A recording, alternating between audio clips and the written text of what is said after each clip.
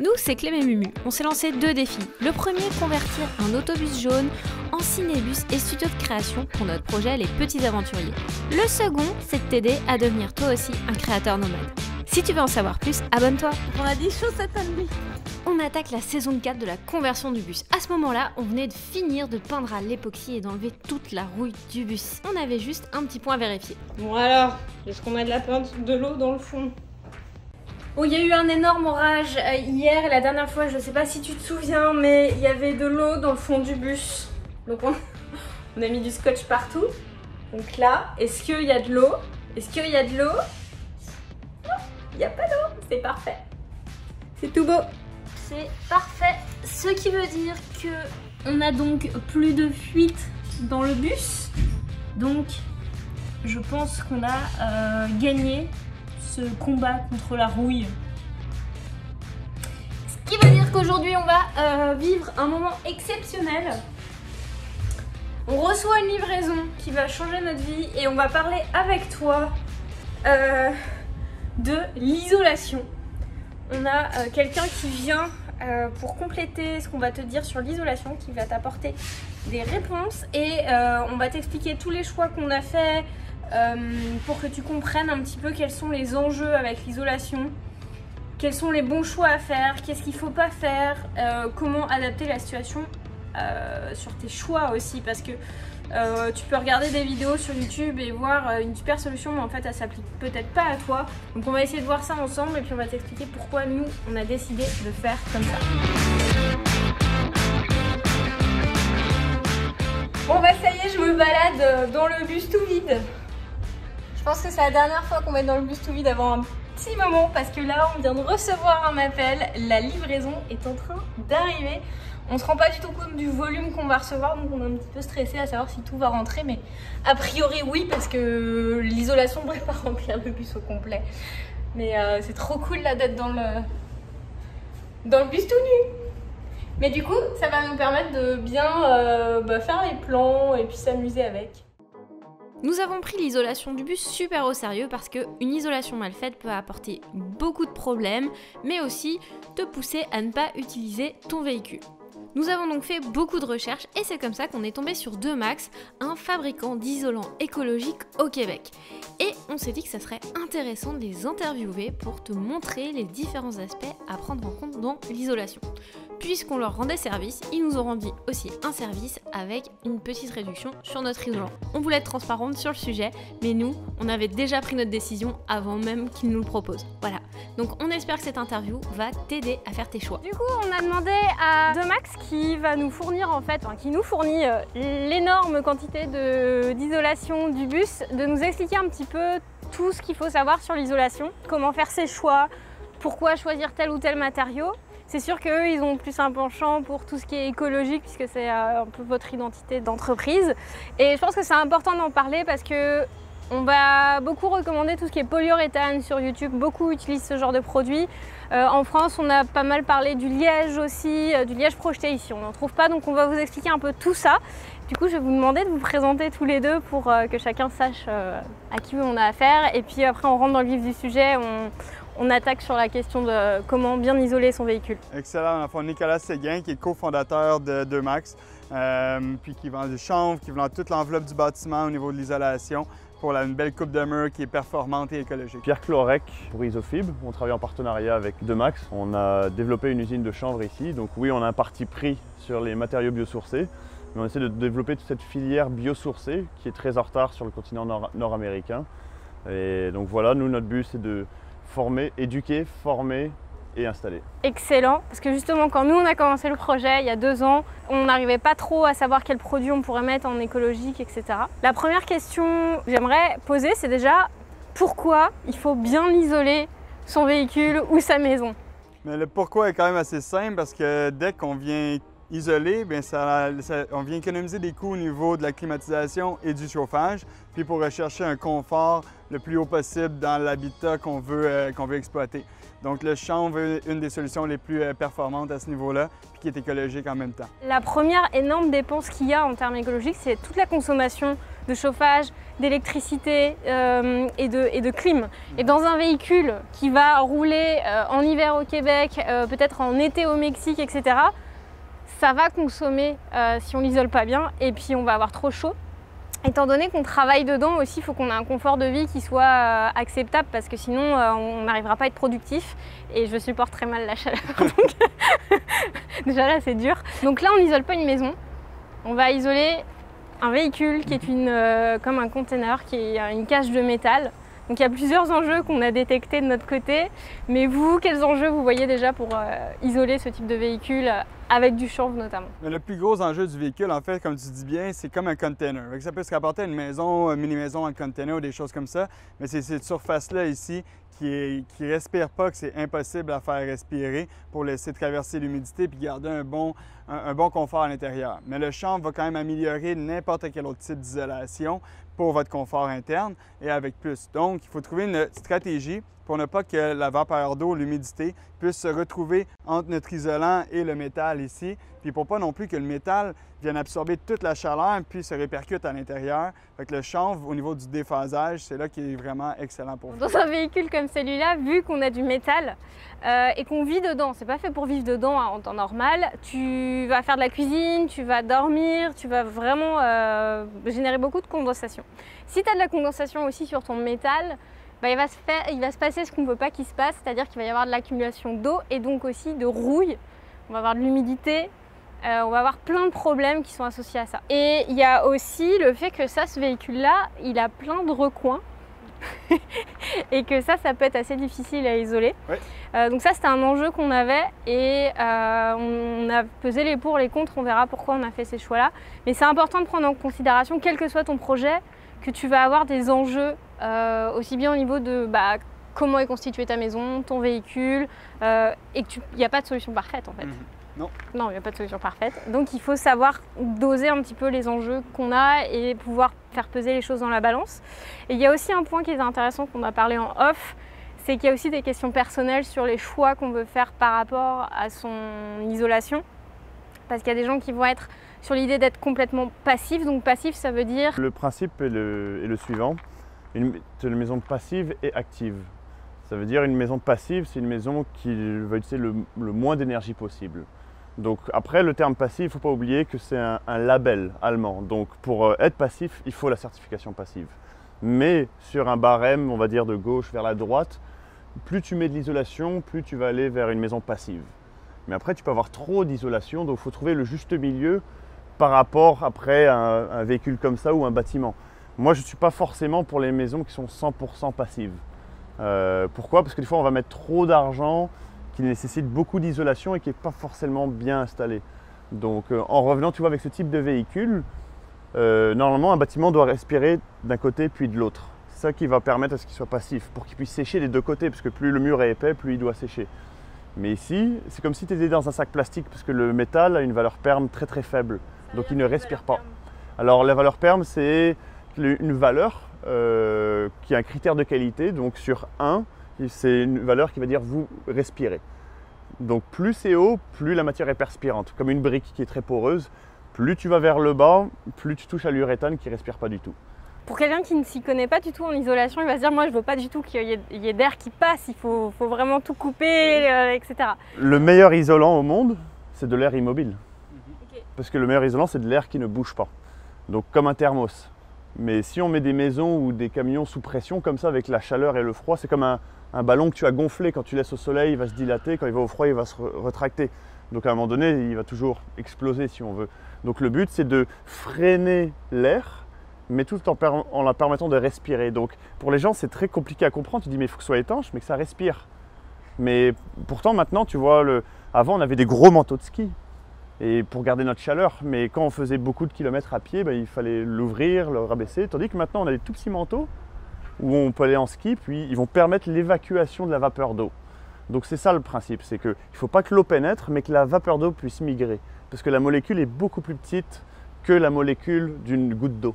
Donc le principe, c'est d'essayer, comme avec les membranes, de faire passer la vapeur d'eau sans que l'eau puisse passer. Mais c'est la vapeur d'eau, l'humidité, qui souvent crée un inconfort pour l'humain dans son bâtiment, dans son véhicule, qu'on ressent, qu'on a besoin de monter le chauffage parce qu'il y a trop d'humidité. Mais là, le chanvre vient faire exactement cette job-là tout seul, en fait. En fait, il est intelligent. Exact. Imagine, moi, je me suis fait une maison qui est presque passive. Quand j'arrive en canicule et qu'il fait 38 degrés à l'extérieur, je suis à 24 à l'intérieur sans air climatisé. Pourquoi? Parce que je vais ouvrir les fenêtres pendant la nuit pour que cette énergie puisse être absorbée par mes murs et rediffusée. Donc maintenant, avec les matériaux que vous avez choisis, vous allez toujours dans un confort entre 45 et 60% d'humidité, qui est vraiment l'idéal pour l'être humain. Tandis que par exemple, je ne sais pas si dans les maisons sur le plateau ou à Montréal, il y a des fois en hiver, tu dis je suis bien dans mon salon mais j'ai pas envie d'aller dans la cuisine parce que c'est plus froid. D'une pièce à l'autre, c'est toujours plus froid. Donc une étanchéité parfaite va faire en sorte que tu auras la même homogénéité dans ta maison. Donc partout où tu iras, tu auras le même confort. Et ça a l'air de pas beaucoup jouer, mais une différence de quelques pourcentages d'humidité dans une maison peut jouer énormément sur ton psychologique. Ça peut entraîner des dépressions, de la colère, etc. Donc au niveau du confort, même les gens qui habitent maintenant dans les maisons bioclimatiques, ils se disent « Waouh, mais qu'est-ce que je suis bien à l'intérieur ?» Et ils ne le savent pas pourquoi, mais c'est le confort qu'il y a à l'intérieur. Parce qu'en fait, c'est pas tellement, de ce que je comprends, c'est pas tellement forcément le niveau de chaleur, la température, c'est aussi beaucoup l'humidité qui est un élément à prendre en compte. Au Québec, on utilise d'ailleurs l'humidex quand on regarde la météo, c'est parce qu'en fait, il peut faire très chaud comme 30 degrés, mais ça reste vivable quand on est au bord de la plage.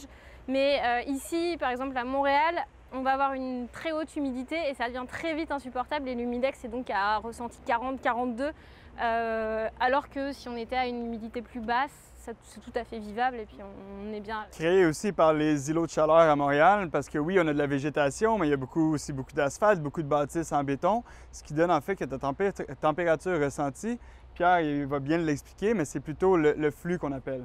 Voilà, le flux, c'est en fait, on dit température ressentie, mais en fait, ça explique le flux. La température ressentie, on ne devrait même pas le dire, mais c'est juste pour le vulgariser aux gens. Mais en fait, on appelle ça le flux. Le meilleur exemple que je puisse te donner, on va dire qu'on est en plein hiver, il fait -20. Tu as mis un morceau de bois à l'extérieur et un morceau d'aluminium. Tu reviens 1 heure plus tard, tu mets la température dessus, ils ont exactement la même température, les deux sont à -20. Mais au moment où tu mets ta main sur l'aluminium, c'est hyper désagréable, limite elle colle. Mais sur le bois, tu n'es pas si inconfortable, évidemment c'est froid. Pourquoi? Parce qu'il aura une meilleure gestion du flux, donc la convection que cela va donner.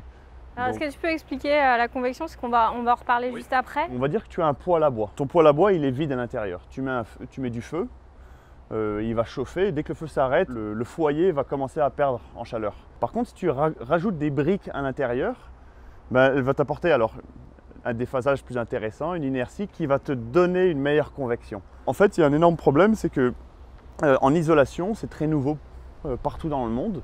Et c'est que les compagnies ont voulu vulgariser ça avec juste une valeur qui est la valeur R, qui est la résistance thermique. Donc un uréthane, par exemple, c'est celui qui a la plus grande valeur R, mais il la perd aussi très rapidement. Donc tu dis, mais comment ça se fait? En fait, ça garde la chaleur. Voilà. Alors un béton de chanvre, il aura une valeur de R2 par pouce, d'accord? Tandis qu'un uréthane pourra avoir R8 par pouce, par exemple. Je ne connais pas la valeur totale. Mais au moment où je coupe mon chauffage chez moi, combien de temps est-ce que ça va me prendre pour que je puisse perdre mon énergie, ma chaleur ou mon froid? Alors on va remarquer que le déphasage, c'est par exemple 16 heures. Ça veut dire que ça va prendre 16 heures avant qu'on commence à ressentir le froid de l'extérieur. Tandis que par exemple un uréthane va s'arrêter à 4 heures, 3 heures.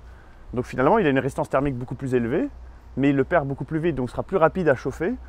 Pourquoi? Parce qu'il n'a pas de masse, donc il ne va pas l'absorber, mais tandis que ce sera plus long à chauffer peut-être avec un béton de chanvre, mais il pourra après le rediffuser. C'est pour ça qu'on essaye, comme vous avez fait, vous avez mis un isolant souple avec un isolant rigide.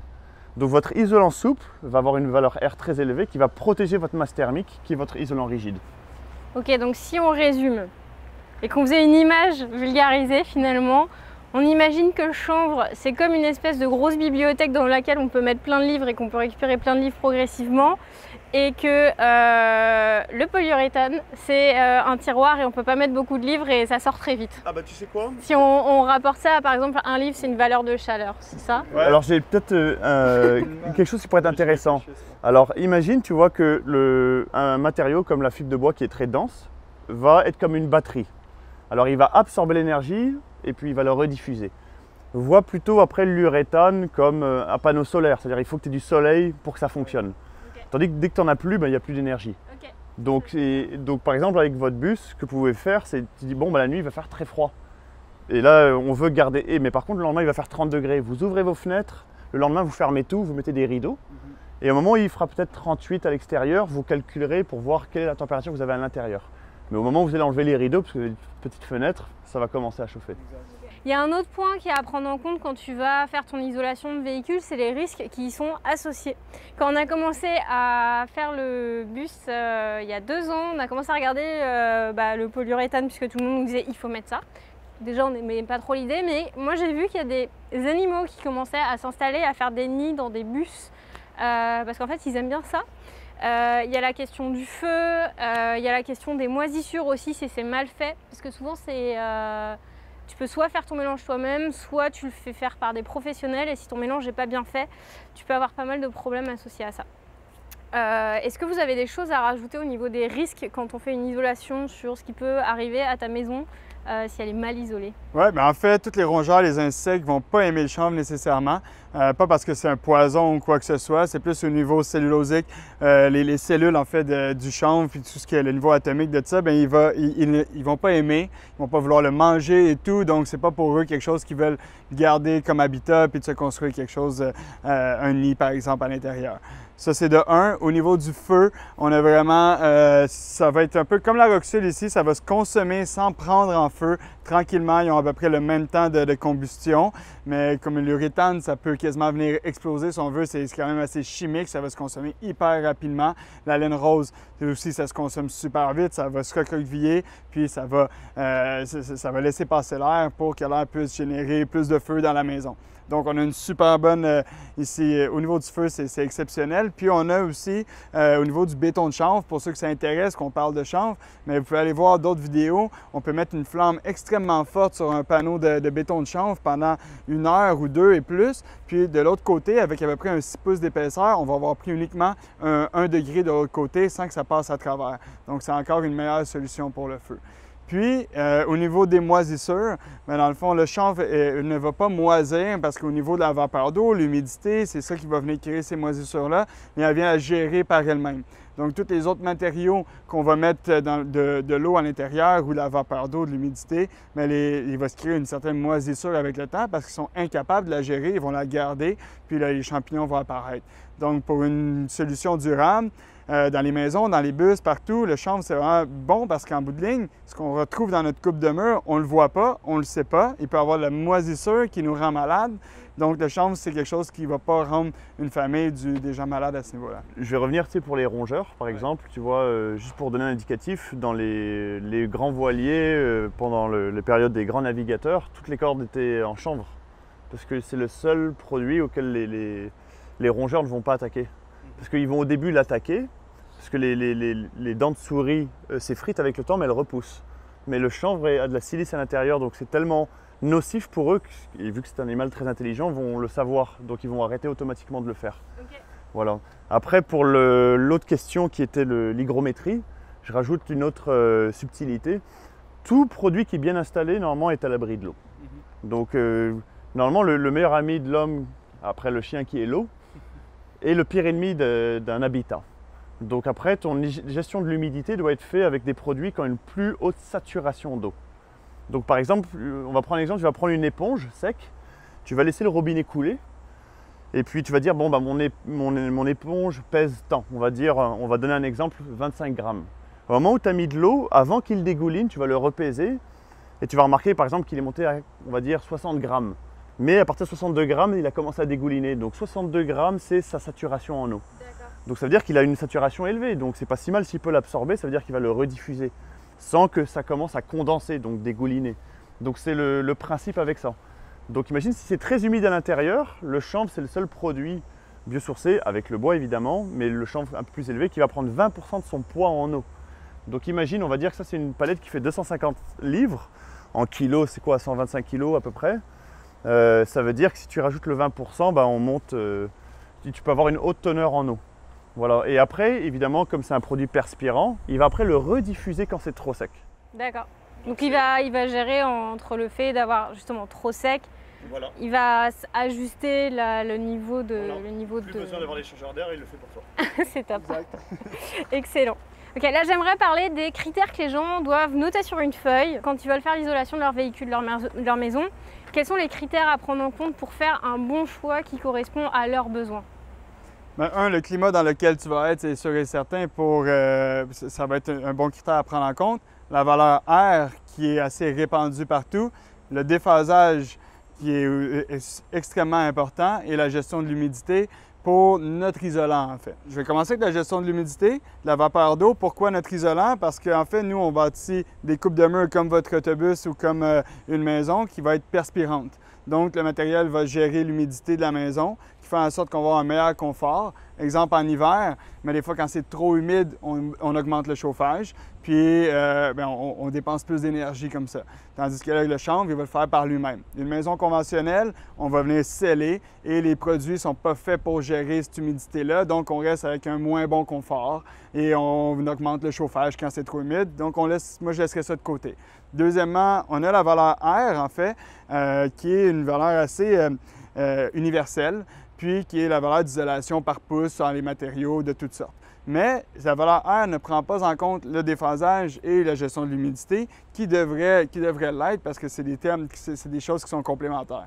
Donc, on a le déphasage qui est dans le fond le nombre de temps que l'air va faire pour pénétrer et traverser une surface, exact. Puis, dans le fond, le chanvre est une des matières qui va prendre le plus de temps à la chaleur ou à la température pour le traverser. Donc, ça fait en sorte, je prends un exemple d'été, mais on a le soleil qui frappe sur le mur de votre bus ou une maison, et le soleil va faire en sorte de chauffer la coupe de mur pour venir à l'intérieur. Mais avec le chanvre, dans le fond, ça va prendre beaucoup plus de temps que la Roxul, la laine rose puis l'uréthane. Donc, en bout de ligne, on a besoin de moins climatiser, faire des économies de coûts. Tu as la valeur R d'un produit. Plus un produit a de la masse, plus la valeur R baisse. Plus la valeur R est haute, plus la masse baisse. Donc ça veut dire qu'ici on voit qu'il est assez mou. Donc il est assez léger, mais le panneau de fibre de bois est beaucoup plus lourd. Donc il a plus de masse. Mais ça qui est assez impressionnant avec le bois, c'est un des seuls produits qui peut avoir une masse élevée, mais avec une valeur R élevée aussi. Donc si on veut, il faut toujours trouver le juste milieu entre la bonne valeur R et la masse. Donc plus on en rajoute d'un côté, plus ça baisse de l'autre. Parce que ça, c'est un truc qu'il faut prendre en compte quand tu fais un véhicule, c'est le poids aussi de ce que tu mets comme matériaux dans ton véhicule, parce que plus ton véhicule est lourd, plus tu consommes de gasoil, de diesel, d'essence, plus c'est compliqué aussi pour tout ce qui est freinage, et plus tu peux avoir de conséquences en fonction de ce que tu as par exemple comme type de véhicule. Avec les systèmes de pesée, etc., des véhicules lourds et tout. Donc là, il faut réussir à doser entre oui, je veux de la valeur R, faut gérer le poids aussi parce que sinon, tu te retrouves avec un truc beaucoup trop lourd qui va consommer énormément. Tu as voulu faire un geste écologique, mais derrière, ça ne suit pas. Et il y a aussi l'épaisseur, en fait, parce que par exemple, la paille aussi en France, c'est un truc qui a le vent en poupe. Mais le truc, c'est que la paille, bon déjà là, ça marche pas. Puis il faut vraiment de la largeur parce qu'ils font pas des petites tranches de paille, c'est le ballot de paille. Et donc il y a la largeur en fait. Donc dans un appartement ou dans un petit véhicule comme ça, on essaye aussi de doser. Là, on a fait nos calculs pour savoir la hauteur qui serait bien pour que je puisse continuer à tenir debout et gérer justement le problème de la valeur R, du déphasage et tout. Donc ça, c'est un point à prendre en compte. Et puis, il y a un point personnel aussi, c'est ce que tu as envie de faire quelque chose d'écologique ou pas. Nous, on force personne à le faire, on préfère essayer de le faire parce que chaque petit geste compte. Et au niveau écologique, c'est pareil, c'est compliqué parce qu'il n'y a pas forcément de solution absolument parfaite, je pense à 100% nulle part parce qu'il y a la production, etc. Mais il y a des choses qui peuvent être intéressantes à prendre en compte, comme par exemple, beaucoup nous ont parlé du liège projeté. Alors nous, on a acheté du liège il y a 2 ans pour le sol, mais liège projeté, c'était pas possible. Et on s'est aperçu après qu'en Amérique du Nord, le liège, ça a un gros impact en fait en termes de transport parce que c'est produit dans l'Europe, Portugal, Espagne ou en Afrique, Maroc, en Afrique du Nord et tout. Donc c'est un énorme coût de transport. Parce que là, le chanvre, il est cultivé dans le coin. Oui, exact. Au Québec, il est transformé au Québec également. Donc là, ça veut dire que c'est local, mais c'est pareil, le local, ça ne veut pas dire que c'est bio. Donc là, il faut toujours prendre en compte quelles sont les conditions, en fait, puis avoir personnellement, se dire, est-ce que ça j'accepte ou j'accepte pas ce genre de choses. On en parlait, le liège aussi, c'est renouvelable, mais sur de très longues années aussi. Tandis que le chanvre, lui, en 3 mois, on va avoir un plant de chanvre qui vient à maturité. Puis, en même temps, un acre de chanvre va absorber 3 fois plus de CO2 qu'une forêt de feuillus normale du Québec. Donc là, au niveau aussi de la photosynthèse, tout ça, c'est une plus-value. Puis en même temps, le chanvre a besoin de moins d'eau pour le faire pousser, pas de pesticides. Ça va être excellent pour le sol aussi. C'est quasiment mieux de laisser mettre du chanvre, dans le fond, industriel à pousser dans le sol que de laisser en jachère. Donc là, on a un cycle complet. Le liège, super bon isolant, c'est bien, c'est noble comme produit, mais pas très renouvelable. Est-ce qu'il est cueilli, il est récolté de manière éthique? Encore là, c'est à voir. Puis au niveau du transport, il n'y en a pas partout. Tandis que du chanvre, on peut en faire pousser en Amérique du Sud, en Amérique du Nord, en Europe, en Asie, en Afrique, on peut en faire pousser partout. Puis c'est une plante qui peut être utilisée pas juste pour faire des panneaux comme ça ici, on peut faire du béton de chanvre, on peut en faire tellement de choses avec. Donc, puis, juste besoin de s'informer, il y a comme les 1001 produits qui peuvent être faits à base de chanvre. Le chanvre, c'est le nouveau pétrole. Juste comme ça, qu'est-ce qui vous a... Parce qu'on sent que là, le chanvre, c'est vraiment un produit qui vous plaît beaucoup. Comment vous êtes tombé là-dedans et vous vous êtes dit que vous alliez faire une compagnie là-dessus? Le pragmatisme, tout simplement. Moi, j'étais souvent constructeur dans les maisons. Alors de un, j'ai eu un affaissement de poumon parce que j'avais respiré trop de Roxul, donc un pneumothorax. Ça, c'est intéressant. Mais ça peut arriver aussi avec de la fibre de bois, n'importe quoi, mais ça a été l'effet déclencheur. J'ai eu le privilège de pouvoir travailler avec ces matériaux qui sont nobles. Donc c'est pour ça qu'évidemment j'ai un parti pris. Donc après, pour moi, je trouve ça tellement inutile d'isoler une maison avec des produits qui viennent de je sais pas où, qui ont été puisés dans le sol je ne sais comment. Tandis qu'on a quelque chose qui est présent ici, donc c'est le gros bon sens en fait. Puis moi, en fait, j'ai étudié puis j'étais intéressé par le développement durable. Puis je me suis dit, il faut faire quelque chose pour notre planète. Comment je peux faire quelque chose? Puis on voit qu'il y avait un trou dans le marché, qu'il n'y avait personne qui distribuait des matériaux de construction écologiques. Puis l'industrie de la construction, c'est une des plus polluantes au monde. On vient, autant quand on fait la construction, on jette 30 % de nos déchets au dépotoir, qui est vraiment pas bon. Puis après ça, si on déconstruit la maison, on jette encore tout. Tandis qu'avec ça, ça peut se décomposer. On peut le récupérer aussi. Fait que déjà là, on va laisser une moins bonne empreinte. Puis, depuis plusieurs décennies, on construit mal les maisons. Donc, il faut revenir à une meilleure construction. Mais tant qu'à faire ça, on va faire les bons matériaux aussi, avec une logique de santé publique, une logique de confort, puis une logique au niveau de l'environnement.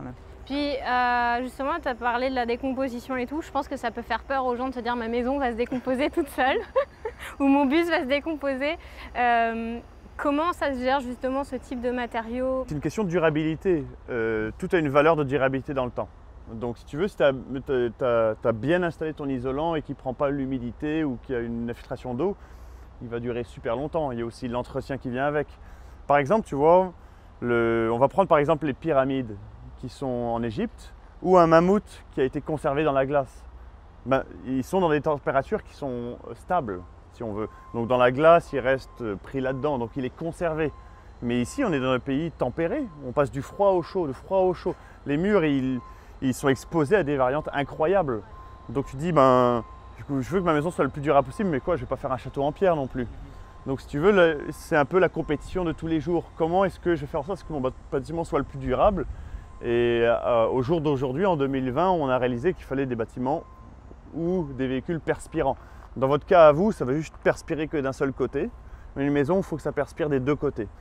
Donc des fois, quand vous ferez l'essai, mais après avoir eu une journée de pluie et que tout d'un coup il y a le soleil qui sort, vous vous mettez à côté des bâtiments, vous allez voir comme un mirage de vapeur. Mais là, c'est parce qu'il commence à sécher de l'extérieur. Et vous ne le verrez pas de l'intérieur, mais c'est le même principe. Par rapport à ça, est-ce que ça veut dire que nous, avec le véhicule, il faut qu'on gère mieux les courants d'air à l'intérieur, etc. C'est un peu comme faire de la viande vieillie.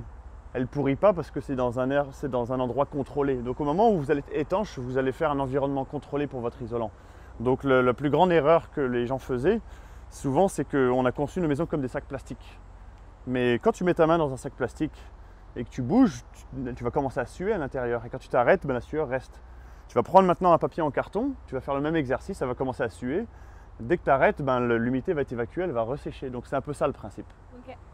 Du coup, c'est quoi les étapes pour poser une isolation? Parce qu'on peut acheter une isolation, mais il faut faire des étapes pour isoler correctement.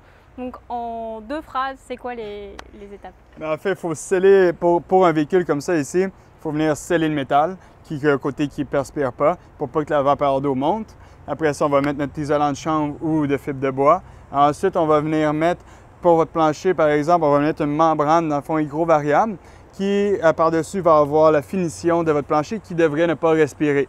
Mais pour les murs, on ne vient pas mettre de membrane hygro-variable parce qu'on va avoir un produit de finition qui va respirer tel que du bois, du lambris de bois, donc l'humidité va se gérer par soi-même. Fait qu'on a le pare-pluie, si on veut, l'isolation, un frein vapeur et notre finition. Donc, pour traduire pour des gens qui ne sont pas experts en isolation, en gros, il faut que ton véhicule soit étanche, que tu protèges ta surface en métal contre l'humidité.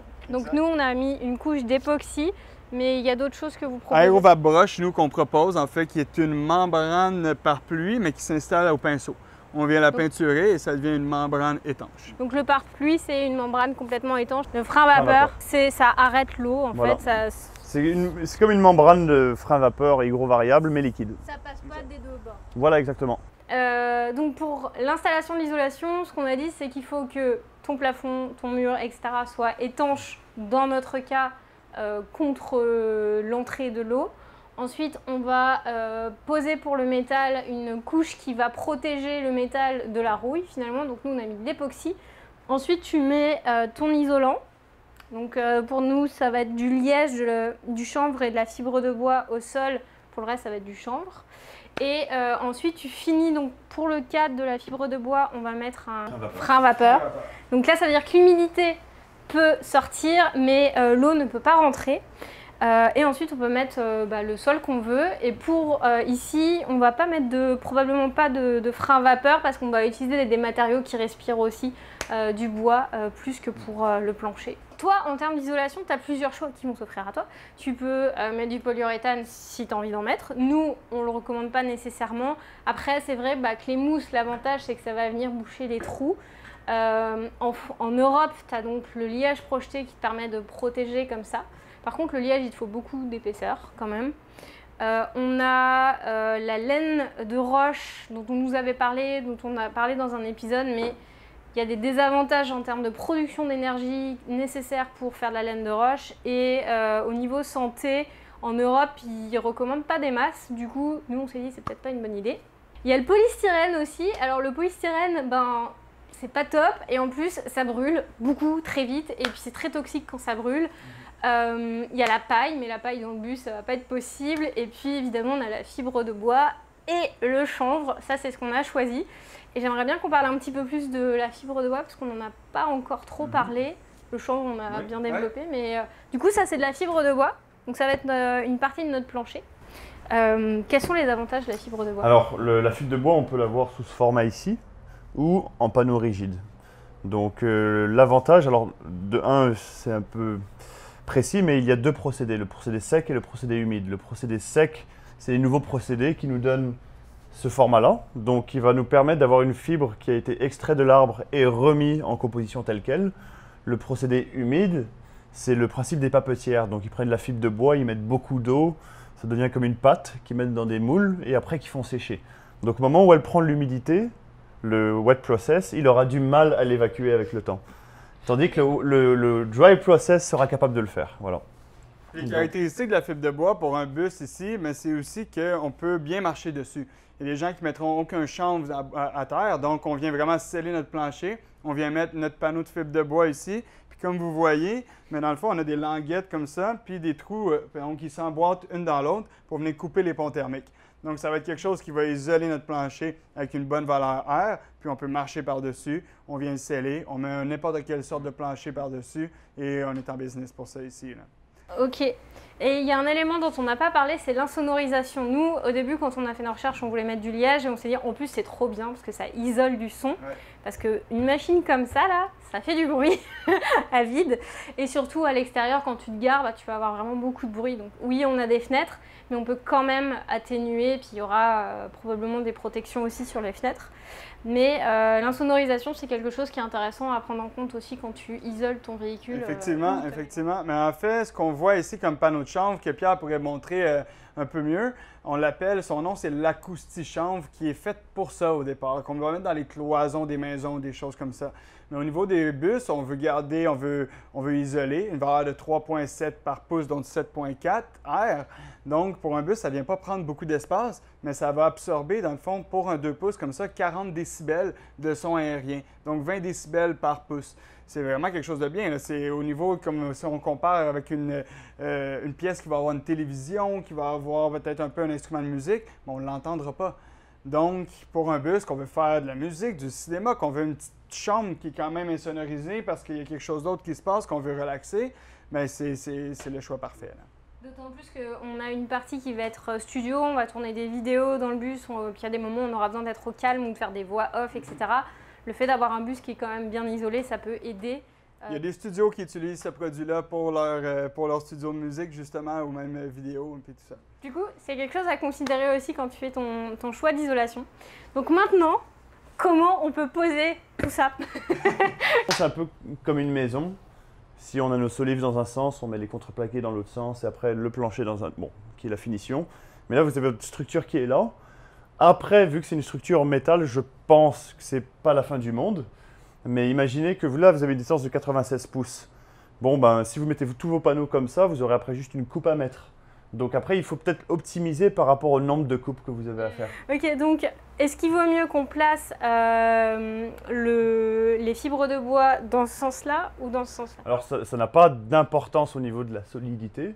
Le plus important, c'est de vraiment croiser les joints, comme une brique. Donc un qui va être juxtaposé par-dessus. Donc le but, c'est jamais de mettre les joints aux mêmes endroits. Donc c'est-à-dire, par exemple, on fait le joint ici, comme ça. Voilà, comme un parquet, comme n'importe quoi. Voilà. D'accord. Et ça, c'est l'intérêt de faire ça, c'est pour éviter que ça fissure. Bah, ça devient plus solide, donc imaginez qu'il y a une vibration, bah, là, tout le joint va se défaire d'un coup, tandis que si un joint est fermé par un panneau de fibre de bois, donc imaginez que ici, j'ai un autre panneau qui arrive, si ça bouge, tu as l'autre ici qui bloque les deux joints. Et on expliquait qu'on avait un enjeu aussi avec le bus, c'est qu'on a des vis dans les murs. Et les vis dans les murs, bah, ça va être un peu un enjeu pour... On va essayer tout de suite. En général, il faudra voir si ça déchire un petit peu. Moi, peut-être ce que je ferais pour éviter de déchirer, je vais mettre ma main. Ce que tu peux faire, c'est qu'au moins, c'est sûr, ce sera un peu plus de boulot, mais en essayant de passer la laine, j'ai remarqué qu'elle va se déchirer. Donc peut-être, vu que tu as des vis qui sont vis-à-vis, tu vas prendre tes distances ici qui seront sensiblement les mêmes. Donc tu te dis, bon, ben, j'ai 6 pouces ici. Donc tu vas couper des lanières de 6 pouces peut-être pour les passer. Et vu que tu vas garder un peu plus épais, quand je dis plus épais, ça veut dire que imagine que par exemple, tu dois isoler cette partie-là jusqu'à ici, tu ne vas pas couper d'arase. Tu vas couper un peu plus loin. Tu veux que ton produit, voilà. Évidemment, il ne faut pas qu'il soit complètement replié, que ça fasse des plis. Il faut juste qu'il soit compact et qu'il tienne tout seul. Autrement, s'il ne tient pas tout seul, ça veut dire qu'il y a un pont thermique. Donc, il y a de l'air qui passe forcément. Okay. Voilà. Donc, moi, ce que je conseillerais, évidemment, c'est un peu plus de travail. Mais si on est bien organisé, je prendrais peut-être un banc de scie. Un banc de scie où on règle toutes les mesures. On les passe d'un coup, on les installe. Puis après, je mettrai un dernier panneau ici. Au lieu de faire des longueurs complètes, je les ferai juste dans le bas. Et on vient rajouter le dernier panneau. Okay. Et après, évidemment, vous avez un autre montant ici. Donc ici, vous avez isolé, mais pas celui-là. Donc, dès que vous aurez mis un autre panneau, vous avez choisi la bonne technique qui est de couper les ponts thermiques. Donc vous allez mettre un autre panneau qui va venir cacher tout le métal. Comme ça, on va être sûr qu'il n'y aura pas de pont thermique ou de passation de l'air. Voilà. Donc l'idée, c'est qu'on voilà. croise donc, dans un sens. Puis exactement, toujours. Et même des fois, si vous installez du chanvre comme ça, pour une première épaisseur, vous avez vos premières longueurs. Imaginez, vous mettre une deuxième épaisseur ici. Alors je le commencerai là et un peu plus loin pour croiser les joints. Voilà.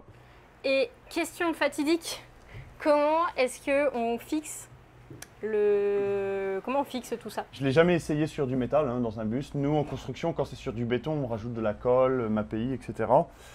Je pense que ce serait un bon essai à faire. De la colle, du coup. Je pense que vous n'avez pas le choix parce que vous n'avez pas envie de percer votre... Non, pas trop. Non. Donc, idéalement, moi, ce que je ferais, je mettrais une colle. Laquelle essayer, je ne sais pas encore. Très bonne question. La colle, il y a beaucoup de gens qui nous disent « Ah, je vais utiliser le moins de colle possible parce que c'est massif, c'est moins écologique. » Il y a peut-être des colles qui sont un peu mieux, ça peut être bien, mais à date, tous les gens qui isolent des sprinters, des vannes ou des choses comme ça vont utiliser nos panneaux, puis dans la petite ossature, vont quand même reproduire une ossature qu'on retrouve dans une maison. Les panneaux vont être bien compactés aussi ici, ça ne devrait pas vraiment bouger, surtout que vous mettez 2 épaisseurs, c'est encore mieux. Puis on pourrait juste venir le retenir avec une certaine ficelle qui va passer partout, puis après ça, la ficelle, vous la laissez là, puis on vient ajouter notre finition. Le tout est vraiment bien solide, puis on est correct. C'est sûr qu'on a peut-être un petit peu moins de perfection que dans une maison parce que là, on est avec des panneaux qui sont déjà précoupés comme ça, mais le but, c'est de le compresser un petit peu pour qu'il soit encore plus solide, puis couper le plus de pont thermique possible. D'accord. Et vous parliez d'un scotch tout à l'heure, d'un scotch à l'acrylique, donc Ouais, ça un serait... adhésif. Voilà, ça c'est bon quand vous laissez votre membrane. Évidemment, c'est un peu comme dans un bâtiment. On a mis une membrane, mais si tu ne l'as pas scellée en bas ou en haut, c'est comme sortir avec son manteau à -40 ouvert. Donc le but, c'est au moment où vous allez mettre vos membranes, vos bandes, c'est-à-dire que vous avez un rouleau de 1,5 m. C'est-à-dire que vous allez mettre un premier rouleau et le deuxième que vous allez rajouter, il va falloir que vous puissiez mettre un adhésif entre les 2 bandes, voilà, pour pas que ça puisse ressortir. D'accord, donc là l'adhésif c'est que pour la membrane. Voilà, exactement. Bon, on l'utilise dans pas mal de conditions, mais ça dépend des plusieurs cas de figure. Ouais. Mais ça, c'est vraiment un adhésif d'isolation, oui. Puis c'est un adhésif qui n'est pas fait à base de solvant, donc il ne viendra pas sécher avec le temps, puis qui ne fera pas rentrer de l'air en fait. C'est fait à base d'acrylique, donc ça ne sèchera pas, puis c'est hyper performant. Puis c'est le même principe aussi que la membrane, de la manière qui a été conçue. Ouais. Juste dire, dans le fond, que nous, on va offrir des kits préfabriqués, des kits préfaits pour les bus, en fait, puis les sprinters. Ben, exact, là, on a beaucoup de demandes, puis là, ben, j'ai pas le temps vraiment, mais ça va être ça, on va faire. Qu'est-ce que tu veux faire? Tu as l'option 1, 2, 3 avec des coûts différents. Dis-moi tes dimensions pour mettre tout ça là-dedans. Ah, excellent! Bon, bah ça, c'est bon pour les gens qui nous suivent. Exact, exact. Fait que vous allez avoir vos kits préfab de Sprinter avec l'option 1, 2, 3, que vous allez pouvoir dire les dimensions, puis on va tout vous envoyer ça dans une boîte, puis vous allez pouvoir isoler vos Sprinters, vos bus, comme vous voulez. On a une bonne demande pour ça, puis tous les feedbacks qu'on a, c'est uniquement positif. Le chanvre, quand on passe aux douanes? Ouais, excellente question. En fait, si on peut exporter du chanvre comme ça aux États-Unis, la complexité, c'est une excellente question. En décembre 2018, les États-Unis ont rendu légal, dans le fond, le chanvre industriel sur leur territoire. Et nous, en février 2019, on a probablement fait la première exportation aux États-Unis de panneaux de chanvre. On a tout rempli, il y avait des nouveaux codes au niveau des douanes et tout. Puis aucun problème, ça passait aux douanes, ça n'a même pas arrêté le camion. C'était marqué, il y avait le code comme quoi que c'est des panneaux isolants en chanvre. Donc, pour nos amis américains qui veulent du chanvre, qui veulent des panneaux de fil de bois, qui veulent des bâtiments intelligents et écologiques ou des bus, ben on est là puis on peut vous fournir avec ça sans problème. Et nous, si on passe avec le chanvre, c'est plus au niveau de l'odeur, est-ce que les chiens ils peuvent non. C'est pas l'affaire, ça c'est la tige, c'est de la fibre. Puis ça sent pas tout pareil comme du pot, premièrement. Puis deux, le pot, c'est vraiment la fleur. Et c'est la graine femelle. Ça, c'est la graine mâle. Le chanvre, c'est vraiment la graine mâle. Donc, il y a beaucoup de graines et c'est pas fumable, en fait. C'est vraiment pour ça que ça a toujours été légal. C'est légal depuis les années 90 ici, après la prohibition. On vient de faire un grand tour avec Pierre et Nicolas sur l'isolation. Donc, un grand merci à eux. Et j'ai conscience que pour certains, ça peut être encore un petit peu flou et obscur, la question de l'isolation. Donc on a décidé avec Mumu d'écrire un article complet là-dessus. Si tu veux être sûr de le recevoir et d'avoir le petit guide qui sera associé, que tu pourras télécharger, tu vas sur notre blog, je vais te mettre le lien juste ici et tu peux t'inscrire sur voyagesenroute.com/courrier. Tu vas pouvoir recevoir cet article-là dès qu'il sera prêt et probablement le guide PDF qui ira avec. Mais tu vas aussi recevoir le guide pour les 7 étapes indispensables avant de convertir ton véhicule, les choses que tu ne dois pas manquer. On a aussi une formation sur SketchUp qui est disponible, que tu peux retrouver sur le lien que je te mets ici ou là, qui te permet de faire tous tes ajustements avant d'être sur le chantier. Nous, on l'utilise constamment quand on a fait notre réflexion sur l'isolation, on a utilisé SketchUp Make 2017, comme ça on peut l'emmener avec nous dans le bus pendant qu'on est en train de travailler, pendant qu'on fait les travaux, etc. C'est vraiment un outil indispensable. Il peut être un peu difficile à prendre en main quand on ne connaît pas au début, mais ça reste quand même un logiciel facile à utiliser quand on a les bases. C'est pour ça qu'on a fait une formation complète sur le sujet. Donc je te mets le lien là et là si tu as envie de nous rejoindre. Il y a déjà plus de 160 personnes qui sont dans la formation, donc c'est très cool et on a hâte de voir tous les projets qui vont en sortir. Si tu as envie de suivre la suite de la pause de l'isolation, évidemment, tu peux nous rejoindre sur YouTube ici en t'abonnant à cette chaîne. Et si tu as des questions, n'hésite pas à les poser en commentaire. On va essayer de répondre à peu près à tout. Si tu as envie de suivre l'avancée du bus, voir des photos, un peu plus de détails, etc., tu peux nous suivre sur Instagram où tu vois la transformation en direct, mais aussi notre mode de vie à côté en mode digital nomade. Donc tu peux nous suivre sur Instagram, je te mets le lien par ici. Et si ce n'est pas déjà fait, abonne-toi, partage et voyage.